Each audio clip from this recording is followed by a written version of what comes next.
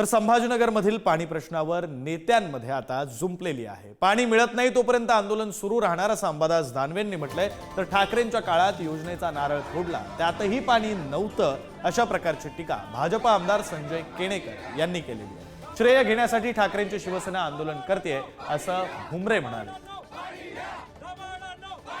लबाडांनो पाणी द्या हे आंदोलन आमच्या संभाजीनगरात मागच्या 13 तारखेपासून रोज चालू आहे।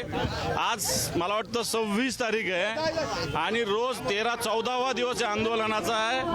वेगवेगळे आंदोलनं, स्वाक्षरी मोहीम, अंड्याचं तोरण, असे अनेक। आज आम्ही पालखी काढलेली आहे, दिंडी काढलेली आहे, भजन म्हणतोय आणि आम्ही रिकाम्या अंड्याचं पूजन केलेलं आहे। हे दुर्दैव आहे या शहराचं आणि आमचं पण आहे की आम्हाला रिकाम्या अंड्याचं पूजन करावं लागलेलं आहे। ज्याला उद्धव ठाकरेंनी 2 वेळेस नारळ फोडलं पाणीचं सुरूचे पाणी पाईपलाईनसाठी, पण झाली पाईपलाईन चालू। त्यावेळेस मी उद्धव ठाकरेंना जवाब विचारायला गेलो होतो, मला अटक केली होती।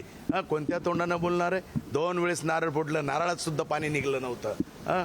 म्हणजे ज्यावेळेस तुम्ही ही पाईपलाईनची सुरुवात कोणी केली? खैरे मोठमोठ्यानं सांगत होते समांतर जलवाहिनी मी आणली। अरे मग मी आणली तर पाणी कुठं गायब झालं खैरे? हंडा मोर्चा असन, भजन कीर्तन असन आणि त्यांचे घोषवाक्य आहे की लबाडांनो पाणी द्या।